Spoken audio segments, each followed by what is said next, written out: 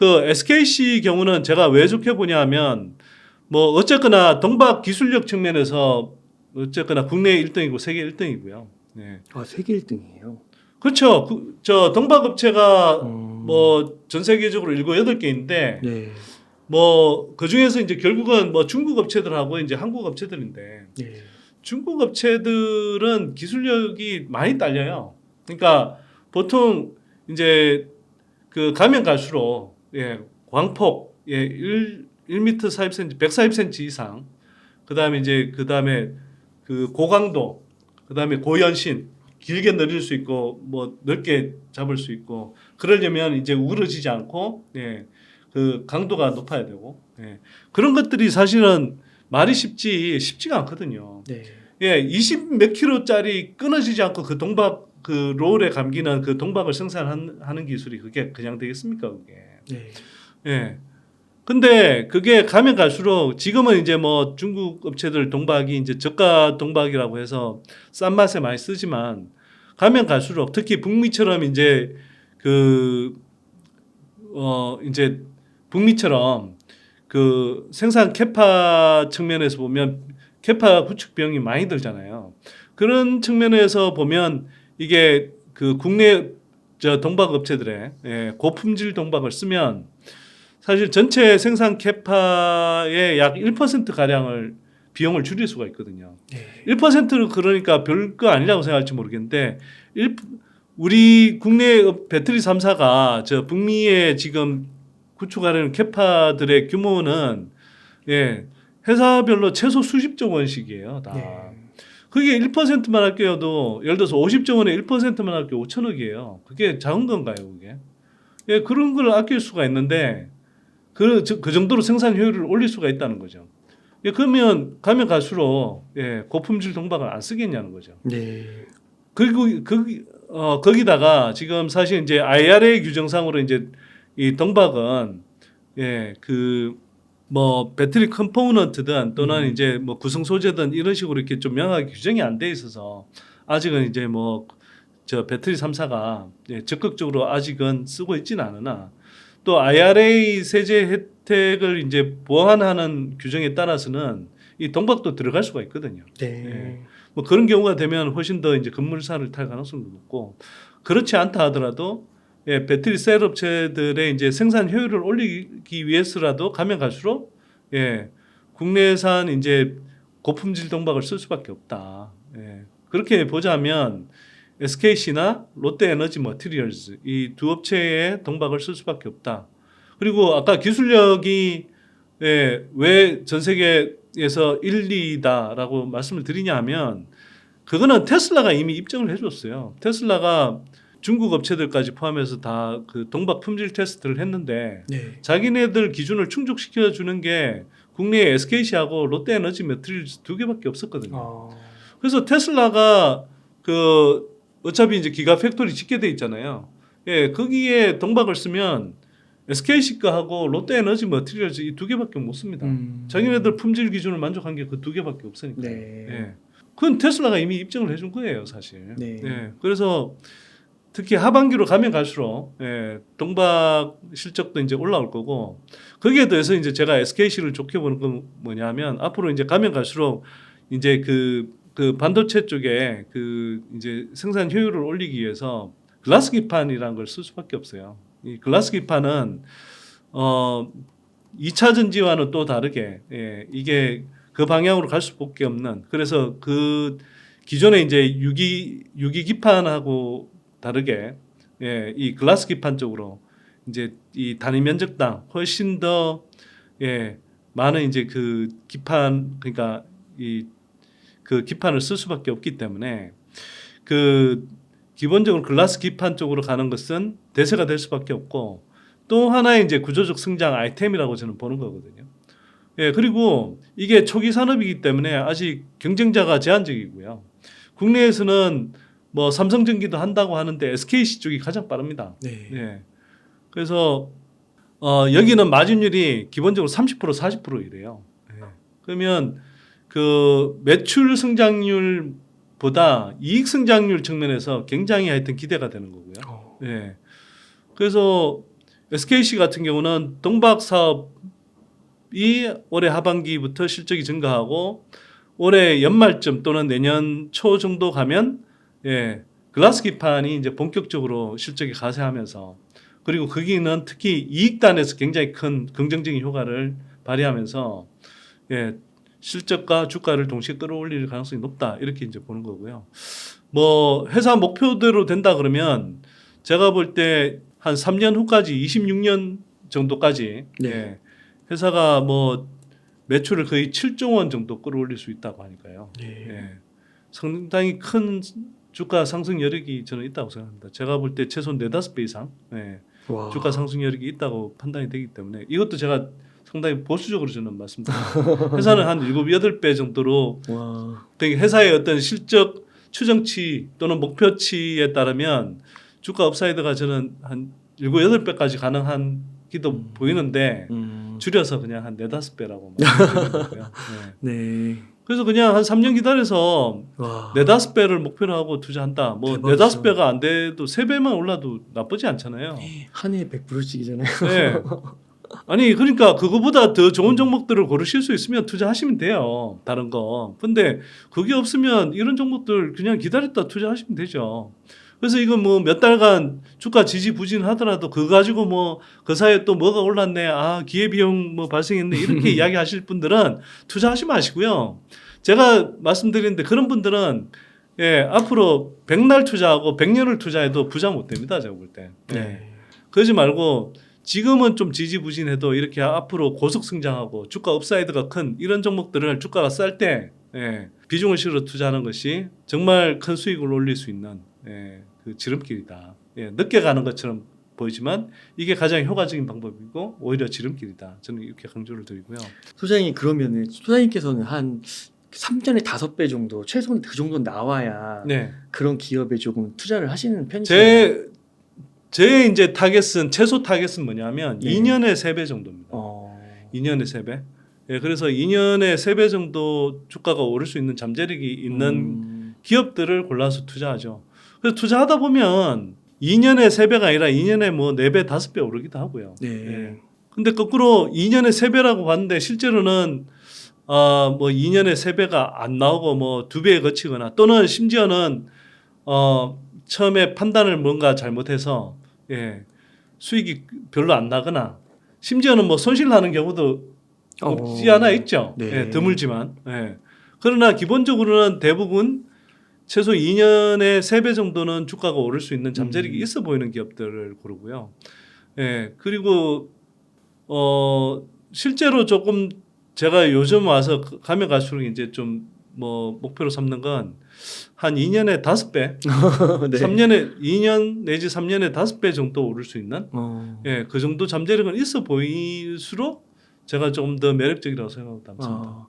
그러시면은 그 기업들이 이렇게 발표를 할 때 자신의 사업 미래 사업 전망을 발표할 때 한 3년치를 발표하는 건가요, 보통?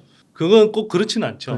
꼭 그렇지는 않으나 이제 그 다음부터는 이래저래 이제 분석을 하고 또 회사 뭐 탐방을 갔을 때든 또는 주담 통화를 할 때 그 회사의 이제 그런 어떤 뭐 사업 전망을 물어보기도 하지만 회사가 그걸 뭐 다 이야기를 해주지 않죠. 회사가 또 그걸 자신 있게 뭐 2년 3년 내다보고 다 자신 있게 이야기할 수 있는 기업들이 드물기도 하고. 근데 다만 이제 회사가 어떤 전개하고 있는 사업이 있고 그 사업이 이제 시장에서 얼마나 빨리 커질 것인지 이런 것들은 사실은 그 산업을 공부하다 보면 잘 알 수가 있잖아요. 그 트렌드를 알 수도 있고. 그래서 제가 아까 뭐 전액을 예를 들었지만 전액 같은 경우는 보세요. 그 예를 들어서 제가 뭐 엔캠을 탐방 갔을 때 그때가 주가 뭐 5만 원대, 6만 원대 이럴 때였는데 그러면 그게 시총이 물론 이제 그때 뭐 주식 전환 물량 이런 게 안 나올 때여서 조금 뭐 숨겨진 지분이 있었다 하더라도 그냥 이제 액면 지분은 한 8천억 원대 시총이 8천억 원, 9천억 원대 이랬거든요. 그리고 뭐 숨겨진 지분을 합치더라도 일정 한 2, 3천억 이 정도밖에 안 되는. 그런데 이 회사가 뭐 회사가 일정하게 이제 그런 좀 엔캠 같은 경우는 좀 적극적으로 이야기를 해주기도 했지만 그러니까 나름 이제 회사의 어떤 실적 가이던스, 목표치 이런 것들을 좀 제시하긴 했거든요. 그건 뭐 저한테만 했다는 게 아니라 여러 네. 뭐 IR 과정에서 이제 공통적으로 그렇게 했는데 아까 말씀드린 뭐 25년, 26년에 이 정도로 예, 달성할 수 있다 이런 이야기를 했고요. 그게 근데 그냥 허황된 이야기인지 이제 들어봤는데 상당히 이제 그 자기네들의 어떤 계획을 구체적으로 이제 설명할 수 있고 네. 그와 관련해서 캐파 구축 계획이 있고 실제로 그 가능성들을 이야기를 했고 그 가능성을 어쩌면 일정하게 좀 애누리 해가면서 그런 목표치를 제시한 것으로 이해했기 때문에 네. 아, 이 정도면 충분히 진짜 그런 목표를 달성할 수도 있겠네. 예. 물론 뭐 그 차질을 빚는 경우도 종종 있습니다만. 그래서 그러면 예를 들어서 뭐 그게 1년씩 늦어진다고 치십시다. 네. 늦으면 어때요? 1년 더 기다리는 거죠. 네. 예. 그래서 만약 네. 진짜 내년에 3조 6천억에 진짜 영업이익률 10% 달성해서 3,600억 기록하면 그게 영업이익 멀티플 20배를 줬을 때 7조 2천억이 되잖아요. 네. 그러면 제가 찾아갔을 때 1조 2천억 정도라 와. 그러니까 숨겨진 지분까지 포함해서 1조 2천억 정도면 그때 기준으로 6배의 업사이드가 생기는 거잖아요. 그러네요. 그러니까 그때 제가 전액 업체들 주목해야 되겠다. 근데 엔캠만 그런 게 아니라 뭐 동아기업 같은 경우도 아까 말씀드린 대로 이게 한 2년 3년 정도 지나면 전액 사업에서만 대략 2조 원 가까운 매출, 최소 1조 5천억에서 2조 원 가까운 매출이 추가되겠네. 득산텍 코피아도 이게 되게 후발주자이고 아직 이제 고객사가 뚜렷한 고객사가 확정은 안 돼 있는 상황이긴 하지만 제가 산업의 흐름으로 볼 때는 북미 시장에서 전액 수요가 지금 넘치기 때문에 국내 3사든 아니면 다른 뭐 외국계 배터리 셀 업체든 그 전액 그 공급을 하게 될 가능성이 높거든요. 네. 예, 그러면 득산텍 코피아 같은 회사도 지금 미국에 6만 톤 캐파를 짓게 되는데 그 캐파면 거의 그것만 해도 8천억 넘는 매출이 발생해요. 거의 국내 공장, 공주 공장이 있고 그게 얘네는 이제 그 전해질 첨가제 쪽 이런 게 있기 때문에 그런 것까지 합치면 매출이 걔네들도 1조 정도가 증가할 수 있거든요. 네. 그러면 1조에 당연히 이제 10% 잡고 1,000억이면 그게 영업이익 멀티플 20배 잡으면 2조 원 정도의 시가총액이 늘어날 가능성이 있단 말이에요. 근데 지금 득산텍 코피아가 뭐 저희가 그 회사와 이제 컨퍼런스 콜 했을 때 시총이 대략 얼마였더라? 아마 한 3천억 정도였을 겁니다. 6배네요. 예, 3천억이면 그러면 그게 예를 들어서 2조 원 정도 추가된다라고 하면 3, 6, 18 그것도 6배 정도 증가해야 되는 거잖아요. 지금은 이제 그게 많이 그때보다는 한 2배 가까이 올랐기 때문에 그게 한 3배, 3.5배 이 정도로 조금 상승 여력이 축소됐다고는 하지만 네. 여전히 그러면 2년 동안 3.5배 오른다 그러면 작은 건가요, 그게? 그렇죠. 예. 그렇게 저는 이제 본다는 거죠. 그래서 제가 전액을 지난해 10월부터 강조를 하고 그래서 많이들 담으시라고 제가 좀 공부해 보시라 담으시라고 이야기했고 저도 개인적으로 이제 그때부터 투자 비중을 계속 많이 늘렸던 이유가 그런 이유였고요. 그때 그러면 주가가 계속 눌려 있었죠. 제가 뭐 예를 들어서 하루 내다보고 일주일 내다보고 뭐 한 달 내다보고 투자한다고 그랬으면 그렇게 못 담죠. 네. 그래서 앞에 이야기하신 것처럼 뭐 반도체 오를 때 반도체 먹어야 되고 AI 오를 때 AI 먹어야 되고 뭐 이런 식으로 생각한다 그러면 어떻게 비중을 시켰습니까? 네. 근데 저는 그때부터 비중을 실어 가는 거거든요. 한 번에 왕창 담지도 않고 저도 뭐 주가가 늘 어떻게 단기적으로 어떻게 움직일지 모르니까. 그러나 제가 일단 포트 내에서 매력들을 평가해보고 얘네가 정말 상승력이 훨씬 크네. 그러면 얘네들을 포트에서 비중을 많이 담아야 되겠네. 이렇게 이제 판단을 하면 그러면 거기에 이제 어느 정도 포트 내에서 이제 어느 정도의 비중을 할당해야 될지 대략적으로 나오잖아요. 그러면 그 비중을 채울 때까지 계속 꾸준하게 사모으는 겁니다. 좋은 가격이라고 생각할 때. 네. 그래서 사모하는데 뭐 중간중간에 또 조정이 나오면 경우에 따라서 자금 여력이 있는 한 더 사모을 수도 있는 것이고. 그렇게 가는 거예요. 네. 네. 그리고 전액 말고 네. 지금 어쨌거나 이게 리튬 관련주들도 이제 조금씩 다시 주목하셔야 되는 구간이겠죠. 근데 이미 이제 뭐 어제 오늘 주가가 꽤 오른 종목들이 많아서 뭐 지금 말씀드린 건 조금 조심스러울 수 있으나 그런 또 길게 보면 어쨌거나 상승 여력은 꽤 남아 있을 거고요. 일단 리튬 가격이 이제 반등한다라는 것은 당장 리튬 관련주들, 리튬 사업을 한다는 관련주들한테도 긍정적인 영향을 미칠 수 있지만 제가 볼 때는 오히려 더 주목하셔야 되는 건 양극재 쪽이라고 생각합니다. 그래서 리튬 관련주, 리튬 가격 반등에 따라서 리튬 관련주들도 오르겠지만 양극재들도 이제 바닥을 치고 오를 가능성이 높다. 이렇게 이해하시는 게 저는 맞다고 생각하고요. 그래서 양극재 쪽 투자하고 계시는 분들은 양극재가 아직 좀 조정 완전 바닥 구간은 에서는 올라왔지만 여전히 그 양극재가 큰 흐름에서 보면 저는 아직은 좀 저렴한 구간이라고 생각하기 때문에 양극재도 지금 본격적으로 좀 계속 관심을 가질 필요가 있는 구간이다 이렇게 보는 거죠. 네. 그래서 리튬 관련주들부터 먼저 말씀을 드리면 근데 좀 조심해야 될 게 있어요. 그 리튬 관련주들 중에서 포스코 홀딩스나 좀 논란이 계속되고 논란으로 삼고 있는 금양 같은 경우 사실 포스코 홀딩스는 호주의 필바르 강산에서 이제 채굴한 물량부터 해서 이제 본격적으로 리튬을 이제 올해 생산해서 공급하는 시기로 들어가잖아요. 그리고 금양도 제가 예전에 이제 이해하고 있는 바로는 적어도 올해 하반기부터는 본격적으로 이제 이 채굴에 들어간다고 알고 있거든요. 그래요. 그러면 거기에서 이제 본격적으로 이제 생산이 나오고 매출이 나올 텐데 이게 리튬 가격이 낮으면 당연히 이제 그 해당하는 리튬을 생산했다 하더라도 매출 규모가 작겠죠. 아니 킬로그램당 70달러 할 때에 비해서 지금 20달러도 안 되는 가격이면 적죠. 그만큼 매출 규모가 적게 표시될 거 아닙니까? 근데 거꾸로 리튬 가격이 바닥을 치고 오른다. 그러면 이게 30달러 만약 이제 30달러 10달러 후반대에서 20달러, 30달러, 40달러까지 간다고 하면 그만큼 매출 규모도 늘어나고 또 한편으로는 매출 규모가 늘어나면서 당연히 여기 마진 폭이 엄청 커지거든요. 리튬 가격이 오를수록. 그러면 리튬 가격이 오르면 오를수록 매출과 이익이 늘어난다. 특히 이익률이 가파르게 증가한다.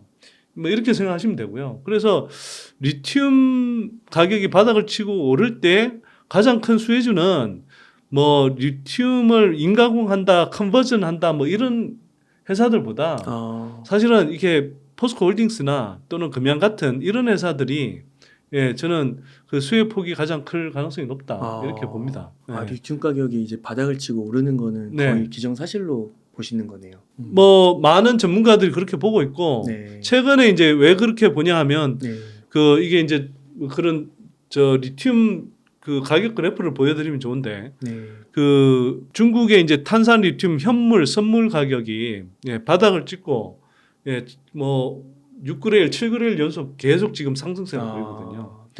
그래서 바닥을 찍고 오르는 듯한 그 흐름이 이제 뚜렷하게 보이고 또 한편으로는 그게 그냥 단순히 이게 가격 흐름만 보고 말씀드린 게 아니라 실제로 지금 정도의 이제 그 가격대로는 도저히 이제 리튬 광산 업체들이 채산성이 안 맞아서 생산을 더 하지 못하는 상태까지 이르렀습니다. 뉴스도 많이 본 것 같아요. 그러면 그런 상태에서는 더 이상 이제 공급을 늘리기가 어렵고 근데 앞으로 이제 빅뱅 폭발을 향해 가면서 당장은 이제 캐전 구간이니까 수요가 가파르게 늘지는 않지만 올해 하반기부터 시작해서 이제 이 리튬 수요가 가파르게 늘면 특히나 이제 앞으로는 지금까지는 중국 시장이 이제 전기차 시장의 3분의 1을 차지했기 때문에 리튬 가격 역시 중국 시장 흐름에 따라서 중국이 공급 가잉이니까 리튬 가격도 이제 많이 떨어지지만 앞으로는 가면 갈수록 IRA 규정에 따라서 중국 시장과 분리된 중국 외 시장, 특히 북미 시장 이런 쪽의 리튬 가격은 다르게 형성될 가능성이 높거든요. 그러면 그쪽은 그 수요에 비해서 공급이 턱없이 부족하기 때문에 아마도 리튬 가격이 제가 보기에는 일반적으로 예측하는 것보다 꽤 가파르게 오를 가능성이 저는 높다고 봅니다. 그래서 그런 점을 감안해야 되고요. 그래서 포스코 홀딩스나 금양 같은 업체들이 오히려 가장 수혜를 많이 볼 수 있다. 이렇게 이제 좀 봐야 되고요. 참고로 금양도 제가 여전히 보유하고 있습니다. 그래서 역시나 이해관계를 감안하셔서 들으셔야 되고요. 그 다음에 또 하나 이제 리튬 관련주라고 하면 보통 이제 그 수산화 리튬, 이제 하이니켈 쪽 배터리에는 주로 이제 수산화 리튬이 들어가거든요. LFP 배터리는 탄산 리튬을 쓰면 되는데, 네. 그래서 우리는 대부분 어쨌거나 이제 이 수산화 리튬 수요가 훨씬 큰데 국내에서는 그러면 그 수산화 리튬, 탄산 리튬을 수산화 리튬으로 컨버전해주는 전환해주는 사업도 있고요. 그걸 이제 에코프로 이노베이션이 하는 것이고, 네. 그 다음에 그 같은 수산화 리튬이라 하더라도 이걸 그 하이니켈 배터리일수록 조금 미세 분말에 그 다음에 건조한 상태에서 예, 탈철까지 된 상태로 이렇게 이제 좀 그 되게 좀 잘 가공된 예, 그런 수산화 리튬을 또 공급을 해야 되거든요. 그런 이제 수산화 리튬 인가공 업체 뭐 이런 업체들이 있죠. 그래서 뭐 예를 들면 뭐 하여튼 그 구체적인 업체들 명은 이제 말씀을 안 드리겠습니다만 그런 업체들이 몇 개가 있어요. 네. 예. 그런 업체들 같은 경우에도 분명히 이제 좀 실적이 좋아지는 구간으로 들어가겠죠. 다만 제가 볼 때 이제 그 수산화 리튬 인가공 이런 업체들은 저도 전에는 이제 되게 좀 좋게 봤었는데 그리고 이제 수요가 꽤 가파르게 늘어나면서 실적 증가가 클 것으로 봤는데 이 회사들이 좀 한계가 있더라고요. 뭐냐면 그 기본적으로는 수산화 리튬 인가공 마진을 먹는 건데 그게 되게 박해요. 네. 뭐 많아봐야 한 3~4% 정도고 그 수산화 리튬을 이제 전환하는 탄산 리튬에서 수산화 리튬으로 전환하는 거라든지 또는 뭐 이런 것까지 포함해야 하이 싱글 정도의 그런 이제 이익률밖에 못 먹기 때문에 상대적으로 그렇게 매력적이지가 않다 사실은. 네. 그러나 어쨌거나 리튬 가격이 올라가면 그동안 이제 많이 조정받았던 그런 업체들의 주가가 상대적으로 조금 탄력을 받을 수는 있겠다. 뭐 이렇게 이제 좀 말씀을 드리는 거고요. 그 다음에 또 생각해봐야 될 것은 폐배터리 리사이클링 업체들. 네. 네. 이 업체들도 리튬 가격, 그 다음에 니켈을 포함한 그런 광물 가격이 올라가면 예, 수혜를 볼 수가 있습니다. 이게 뭐 사실 리튬 가격이 오른다는 건 리튬 가격만 오른 게 아니고 보통 그 관련된 광물 가격이 같이 오르는 경향이 있거든요. 예, 그게 뭐 그 기울기라든지 또 뭐 이 시차의 차이는 있지만. 네. 예. 그래서 그 리튬이라든지 실제로 지금 니켈도 가파르게 주가가 가격이 바닥권에서 반등하고 있거든요. 그러면 그 리튬이라든지 니켈 같은 이런 광물 가격이 반등했을 때, 예, 그 폐배터리 리사이클링 업체도 실적이 좋아질 수밖에 없죠. 왜냐하면 폐배터리 리사이클링을 왜 하는지를 생각해 보면 되거든요. 그거는 폐배터리에 들어가 있는 우리가 이제 NCM이라고 하면 뭐 리튬은 기본이고 그게 이제 뭐 니켈, 코발트, 망간 또는 NCA 같으면 알루미늄 이런 거잖아요. 네. 그러면 그런 희소 금속들을 폐배터리 리사이클링을 통해서 이제 회수를 하는 겁니다. 네. 그러면 그 회수하는 금속의 광물의 그 가격이 높을수록 폐배터리 리사이클링 업체들의 실적도 좋아질 수밖에 없죠. 그렇죠. 예. 그래서 폐배터리 리사이클링 업체도 이제 리튬 가격 하락에 따라서 실적도 많이 망가지고 주가도 많이 빠졌는데 이 업체들은 이제 실적도 좋아지는 구간으로 갈 수 있겠죠. 네. 예. 근데 이제 다만 폐배터리 리사이클링 업체들 경우에는 실적이 본격적으로 좀 좋아지기 시작하는 구간이 대략 한 25년 하반기 정도부터인 것 같더라. 그래요. 그러니까 아직 조금 남아 있죠, 기간이. 네. 그래서 그 폐배터리 리사이클링도 어쨌거나 주목을 받긴 할 텐데, 예, 그 실적이 본격적으로 좋아지는 구간하고는 아직 갭이 조금 있어서 그런 걸 좀 조심해야 된다. 이런 걸 염두에 두고 어쨌거나 리튬 관련주들을 보셔야 되고, 그래서 제가 볼 때는 뭐 우리가 리튬 가격이 오른다 하더라도 현재로서는 오히려 주목하셔야 되는 게 리튬 광물을 직접 생산할 수 있는 업체나 오히려 양극재 업체를 보는 게 저는 낫지 않나. 왜냐하면 양극재 업체들 같은 경우는 에코프로비엠, 뭐 특히 LNF가 엄청난 타격을 받았는데 이게 이제 지난해 하반기부터 해서 올해 1분기까지도 그 여파가 좀 있을 것 같은데 네. 그 실적이 안 좋은 거에 상당 부분이 재고자산 평가 손실이거든요. 네. 그러니까 리튬 가격을 비쌀 때 사놨다가 그게 이제 계속 그 가격이 뚝뚝 떨어지니까 그 평가 가치로는 이게 뭐 $50에 산 게 예를 들어서 뭐 15 $8 이렇게 돼 있으면 어마어마하네요. 그만큼 어마어마하게 평가 손실이 생기는 네, 거잖아요. 그러죠. 근데 그게 실제로 뭐 자금이 유출되는 손실은 아니거든요. 어쨌거나 장부상은 재고자산 평가 손실, 평가 네. 손실이 난 겁니다. 네. 그게. 우리가 주식을 50만 원짜리 갖고 있다가 그죠. 20만 원짜리로 떨어지면 그걸 평가했을 때 평가 가치가 떨어진 것만큼 손실로 인식을 해야 되잖아요. 네. 그런 거라고 생각하시면 되거든요. 근데 이게 리튬 가격이 오르면 그만큼 평가 수익에 대한 한입이 발생할 수 있어요. 또 그 다음에 이게 이제 지금은 이제 그 리튬 가격이 바닥 구간인데 여기에서 이제 앞으로 리튬 가격이 오르면 이제 판가도 서서히 이제 거기에 연동해서 또 어쨌거나 분기별로 올라갈 수 있겠죠. 네. 그러면 상대적으로 이제 바닥 구간에서 이제 사둔 그런 리튬 재고가 있다고 하면 이걸 사용한 부분은 나중에 추가 그만큼 이제 네. 이익으로 잡힐 수도 있는 거죠. 그러네요. 그래서 그런 측면들을 등등 감안하면 양극재 업체들 실적도 이제 1분기 정도를 바닥으로 해서 아마 우상향할 가능성이 높다. 그렇게 보면 이게 그래서 나는 양극재도 25년, 26년 빅뱅 폭발할 때 살래. 그러면요, 진짜 그거는 진짜 주식 투자에 쳤잖아 그렇게 생각하는 거고요. 이미 턴어라운드 시작하면 그때부터 주가가 본격적으로 오를 가능성이 높습니다. 제가 볼 때. 네. 그러니까 길목을 지키는 투자, 또 선점하는 투자로 접근하신다고 하면 지금 오히려 그런 종목군들을 조금 좋게 보시는 게 맞지 않을까 이렇게 봅니다. 에코프로 BM, 뭐 포스코 퓨처엠, LG화학, 뭐 코스모 신소리 다 괜찮을까요? 저는 다 괜찮게 보는데 네.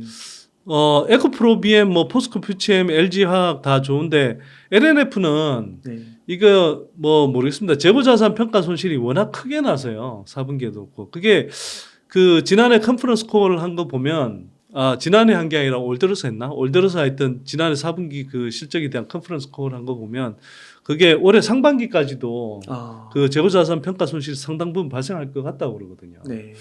그 LNF가 이제 그 어떤 사업 규모에 비해서 재고자산 평가 손실 부분이 가장 크게 나오기 때문에 그 리스크가 상당히 좀 있을 것 같아요. 그래서 상대적으로 지금 주가가 계속 못 가고 있는 거거든요. 제가 볼 때. 네. 물론 그게 해소가 충분히 되면 또 뭐 잘 갈 여지도 있겠지만 아직은 그 리스크가 이제 충분히 해소되지 않은 구간이기 때문에 좀 조심스럽고요. 나머지 예를 들면 업체들은 저는 뭐 지금 사뒀을 때 2, 3년 관점에서 보면 나쁘지 않다 다들 좋다 이렇게 네. 보는 거고요. 뭐 잘 알겠지만 저는 코스모 신소재를 여전히 탑픽으로 봅니다. 네.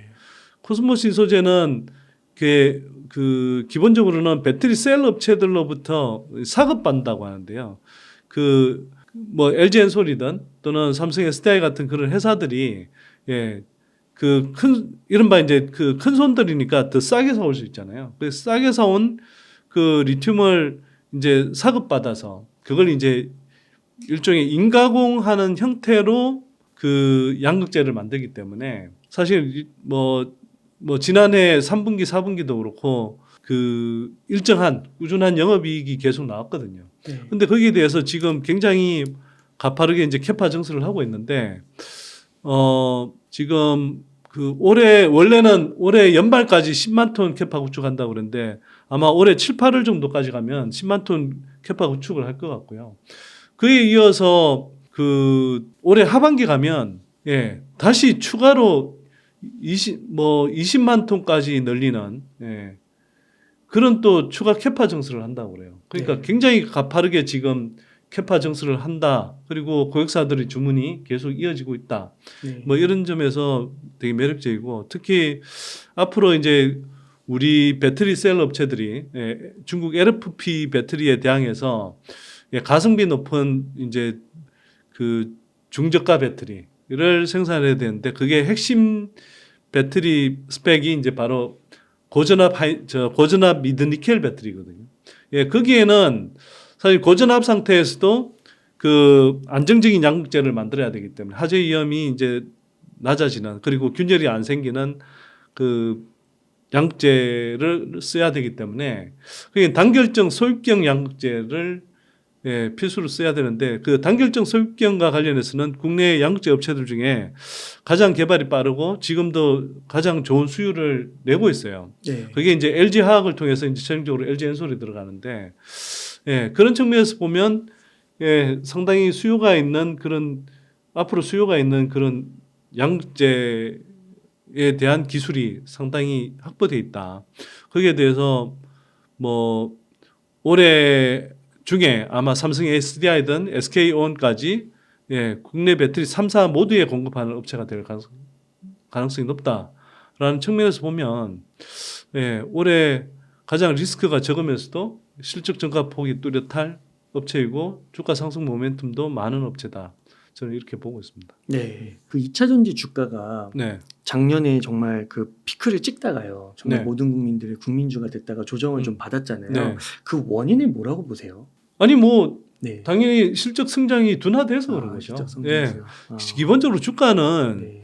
뭐 저는 실적의 함수라고 보고요. 그게 네. 단기적으로 몰라도 중장기적으로 보면 늘 실적이 증가하면 네. 예, 주가가 상승하는 거거든요. 그래서 제가 뭐 자주 하는 말이 예, 그 주가가 상승하는 모든 기업들의 실적이 증가하지는 않지만 실적이 증가하는 대부분의 기업들의 주가는 결국은 오른다라는 거거든요. 네. 예, 이 말을 좀 더 풀면 뭐 주가가 오르는 건 여러 이유로 오르죠. 무슨 뭐 정책 테마에 따라서 오르기도 하고 뭐 이런저런 뭐 기술 테마, 심지어는 선거 테마로도 오르지 않습니까? 그리고 실체와 상관없이 진짜 어떤 뭐 일정한 수급에 의해서 오르기도 하고요. 네. 예. 예를 들면 저는 에코프로모티 같은 경우는 좀 뭐 주주분들은 좀 한테 미안하지만 지금 고평가 단계에 갔거든요. 네. 예. 근데 수급 때문에 사실은 굉장히 많이 여전히 높은 수준이잖아요. 네. 그리고 그보다 훨씬 뭐 그거는 비할 바 없이 제가 볼 때는 레인보우 로보틱스 이런 회사는 지난해 매출이 150억인데 그리고 적자는 뭐 3,400억씩 나는데 시총이 3조가 넘어요. 그러니까 국내 여의도 정권가가 진짜 웃기죠. 이런 회사는 시총 3조가 돼 있는데도 자기네들이 물량을 갖고 있거나 해서 그런지 모르겠는데 이제 뭐 예를 들어 특히 유진투자증권 2차 전지 그렇게 폄훼하는 유진투자증권 고평가돼 있다고 하면서 레인보우 로보틱스는 계속 띄우는 리포트를 내요. 이거는 진짜 의의가 없죠. 넌센스에 가까운 거죠. 그다음에 한미반도체. 저는 한미반도체는 그냥 기업으로 본다면 분명히 좋은 기업이 맞고 저도 한때 관심 가졌던 기업이고 짧은 기간이지만 투자도 했던 기업이거든요. 근데 그 한미반도체 같은 경우도 지금 뭐 HBM 시장이 이제 성장한다고 하니까 막 주가가 이제 미친 듯이 오르는데 제가 보기에는 근데 이게 실적으로 지금 합리화해줄 수 있느냐 저는 도저히 안 될 것 같거든요. 이 업체가 소재 업체도 아니고 장비 업체이기 때문에 HBM 시장이 성장한다 하더라도 뭐 TC 본드라든지 뭐 이런 그 장비와 관련해서 예, 수주를 받는다고 해도 보세요. 엔캠은 제가 아까 말씀드렸다시피 이게 4,500억 하던 회사가 뭐 올해 1조 5천억, 내년에 3조 6천억, 뭐 내후년에 뭐 5조 4천억 이런 식으로 성장한다라는 회사 그림을 내놓을 수가 있잖아요. 그리고 그게 캐파 구축 일정이나 그러니까 배터리 생산 업체들의 그 캐파 구축 일정에 따라서 상당히 구체적으로 근거가 있어요.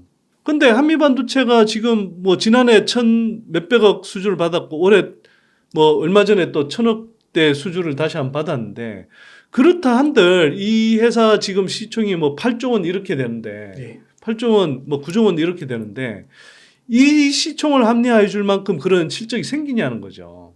그러니까 우리가 기대감을 어느 정도 반영해 주는 것은 필요하나 이게 마치 그걸 그 도저히 아무리 이게 좋게 보더라도 그 실적으로 합리화되지 않는 수준의 그런 주가를 반영하는 것은 저는 그건 거품이라고 보는 거예요. 네. 예.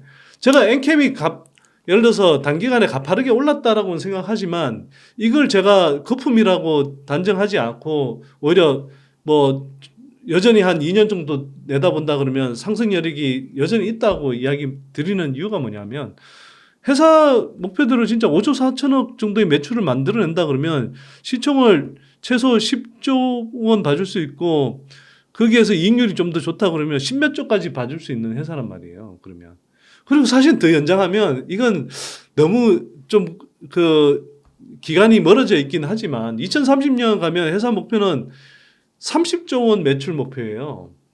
네. 네, 30조 원 매출에 그러면 최소 3조 원 영업이익이면 이게 영업이익 멀티플 20배를 주면 60조 원 시총이 가능하다는 이야기거든요. 네. 근데 우리가 거기까지 보지 말자고죠. 네. 보지 말고 그러나 이만큼 가파르게 성장하는 실적으로 가파르게 성장할 잠재력이 있기 때문에 저는 그만큼 평가받을 수 있다고 생각하는 거거든요. 네. 근데 한미반도체는 제가 볼 때 안 그래요. 이게 시장이 성장한다고 하더라도 그 수혜를 이 회사가 정말 지금의 시총을 합리화할 수 있을 만큼 그렇게 되냐. 아니 엔캠은 시총 5조인데 이렇게 5조 4천 매출을 26년에 만들 수 있지만 한미반도체는 26년에 도대체 얼마의 매출을 만들어서 예, 영업이익을 5천 몇백억씩 올릴 수 있냐고요. 저는 불가능하다고 보거든요. 네. 근데 시총은 엔캠보다 지금 8조 9조 이 정도 되잖아요. 그러니까 제가 보기에는 거품이라고 보인다는 거죠. 그렇군요. 네. 그러니까 미래 실적을 가늠해 봤을 때 그게 얼추 지금의 시총하고 견주었을 때 맞아야 되는데 네. 한미반도체는 이게 잘 안 나오는 거네요. 저는 안 나온다고 봅니다. 네. 근데 한미반도체는 그래도 실체라도 충분히 있고 기술력도 있는 업체고 네. 뭐 기본적으로 회사 자체는 좋은 업체죠. 네. 저는 그거는 부인하지 않는데 다만 이게 기관들이 이제 자기네들 뭐 물량을 많이 들고 있고 뭐 장사를 하려고 해서 그런지 모르겠는데 그런 거는 전혀 거품이라고 안 해요. 제가 볼 때는 2차 전지에 뭐 어떤 업체들보다 비교했을 때 훨씬 더 고평가돼 있는데 네. 그런 고평가라고 안 한단 말이에요. 더구나 레인보우 로보틱스 같은 경우에 대해서 그 고평가라고 이야기합니까? 네. 근데 왜 유독 2차 전지 섹터만 이야기하면 제가 뭐 아까 전해액 업체도 이야기 드렸잖아요. 워낙 고속 성장을 하니까 지금 당장 실적 가지고는 고평가인 것처럼 보이지만 뭐 25년, 26년 실적만 보더라도 이건 고평가가 아니고 오히려 여전히 주가 상승 여력이 있다라고 평가할 수 있는 그런 업체들은 그 미래 성장성을 감안해서 주가가 올라갈 수가 있죠. 네. 근데 이런 것들은 지금 현재 실적을 이야기하거나 또는 향후 성장성을 대폭 축소해서 굉장히 뭐 폄하해가면서 왜곡해서 그 고평가라고 하면서 그 같은 잣대로면 한미 반도체 같은 경우도 엄청 고평가라고 이야기하죠. 왜 그건 고평가라고 안 하냐는 거죠. 네, 소장님 오늘도 이렇게 귀중한 네. 인사이트 많이 나눠줘서 감사드리고 구체적으로 지금 1억 원 정도 여유 자금 있으면 어떻게 투자하시겠어요? 이건 너무 직접적인 질문인데. 네. 저는 일단 SKC는 투자할 것 같고요. 네. 그 다음에 전액 쪽에서도 조금 덜 오른 종목들 상대적으로 아까 제가 말씀드렸지만 엔캠은 지금 신규 매수하기에는 좀 부담되는 가격 구간인 것 같고요. 네. 뭐 추가로 이제 좀 좋은 호재가 나온다거나 또는 뭐 실적 성장성이 이제 조금 더 뚜렷해지면 다시 이제 뭐 그때 뭐 그리고 조정을 일정하게 받는다고 한다면 그때는 뭐 생각해 볼 수 있을지 모르겠지만 지금은 좀 부담스러운 구간이고 반면에 이제 전액 업체들 중에 상대적으로 조금 덜 오른 업체들을 중장기적인 호흡으로 조금 담을 수도 있을 것 같고요. 네. 그다음에 양극재 업체 중에 뭐 저는 실제로는 잘 담지는 않습니다만 일반적인 관점에서는 에코프로 BM이나 뭐 LG 화학이나 포스코 퓨치엠 같은 회사들 이런 회사들은 또는 그다음에 이제 코스모 신소재 같은 회사 이런 회사들 좀 담으셔도 괜찮을 것 같고 근데 개인적으로는 어쨌거나 제가 이제 지금 이미 보유하고 있기 때문에 뭐 편향이 있을 수 있는데 뭐 SKC 그다음에 양극재라면 코스모 신소재 뭐 이런 업체들 좀 담을 것 같고요. 그다음에 뭐 리튬 관련주 중에 그 포스코 홀딩스도 저는 괜찮다고 생각하고요. 뭐 금양은 자꾸 제가 언급하면 이게 또 이거 가지고 제가 또 뭐 좀 그 안 좋은 상황에 이렇게 놓여 있는 측면에서 뭐 자세하게 이야기하기 좀 그렇고 그 리튬 관련주들 중에서도 조금 개별 기업들 스터디한 상태에서 뭐 한두 종목 정도는 담을 수도 있지 않을까 이렇게 생각합니다. 네, 감사합니다. 그러면 끝으로 저희 웅달책방 시청자분들을 위한 한 말씀 부탁드리겠습니다. 그 제가 오늘도 뭐 말씀드리다 보니까 또 개별 종목 이야기를 많이 언급했는데요. 그 개별 종목 이야기를 하더라도 이게 꼭 제 말이 100% 옳다 이렇게만 생각하지 마시고 다만 참고하시고 여러분들이 직접 추가적인 공부를 충분히 하셔서 그 다음에 자기가 그 종목의 매력이라든지 또 포트넷에서의 어떤 어느 정도 비중을 할당할지 이런 데 대한 스스로 판단을 하신 상태에서 그렇게 투자하시는 게 저는 맞다고 생각합니다. 그래서 그런 과정을 꾸준히 하시고요. 그런 과정을 생략한 채로 오늘 이 방송을 들었다고 해서 뭐 덥석 뭘 사고 한다. 그러면 그런 분들이 뭐 한두 번은 또 요행으로 뭐 수익을 내실 수 있지만 올바른 접근법을 배우는 측면에서 보면 그 굉장히 나쁜 습관에 익숙해지시기 때문에 그 장기적으로 보면 오히려 독이 될 수 있거든요.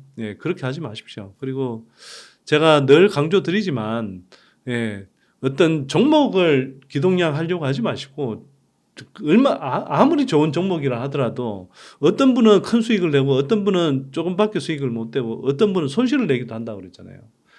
예를 들면 에코프로 BM 같은 경우도 또는 코스모 신수제 같은 경우도 뭐 그 사이에 뭐 10배, 20배씩 올랐음에도 불구하고 어떤 사람들은 10배 이상의 수익을 내는 반면에 어떤 사람은 30, 40%밖에 수익을 못 내고 어떤 사람은 오히려 거꾸로 막 평소에는 쳐다보지 않다가 그 비쌀 때 고점 구간에서 시장이 흥분해 있을 때 들어와서 오히려 손실 내고 나가는 그리고 나서는 자기의 잘못된 접근법을 그 되돌아보지는 않고 이걸 어디서 기동량 했던 소스 예를 들면 오늘 이 방송에서 뭐 선대인 소장이 오늘 뭘 좋다고 했다더라 그걸 기동량한 걸 가지고 뭐 선대인을 뭐 탓한다든지 그런 식으로 하는 건요 저를 뭐 탓한다 이런 문제가 아니라 그분을 위해서 좋지가 않습니다.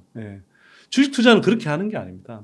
주식 투자는 기본적으로는 그 좀 긴 호흡으로 투자할수록 승률이 높아지고 그 다음에 좋은 기업을 여러분들이 열심히 공부해서 그 기업이 충분히 싸거나 조정받았을 때 아니면 적어도 합리적인 주가 수준에서 중장기적인 성장성을 보고 길목을 지키는 투자 관점에서 투자했을 때 그리고 그럴 때 여러분들이 충분히 스터디한 상태에서 자신감을 가지고 비중을 실어서 투자할 수 있을 때 그런 종목들이 2년, 3년에 걸쳐서 뭐 2배, 3배, 4배씩 이렇게 주가가 올라줘서 1억이 2억 되고 3억 되고 4억 되고 5억 됐을 때 그리고 그 경험을 계속 반복했을 때 그때 큰 부자가 되는 겁니다. 그렇게 해서 그 원리를 터득하면 이게 바로 이제 복리의 마법이 작동하는 방식이고요.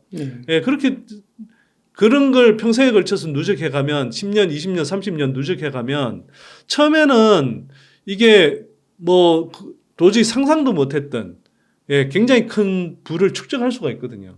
이 원리를 깨닫는 사람과 깨닫지 못하는 사람의 주식 투자의 수익의 크기는 시간이 가면 갈수록 엄청나게 벌어집니다.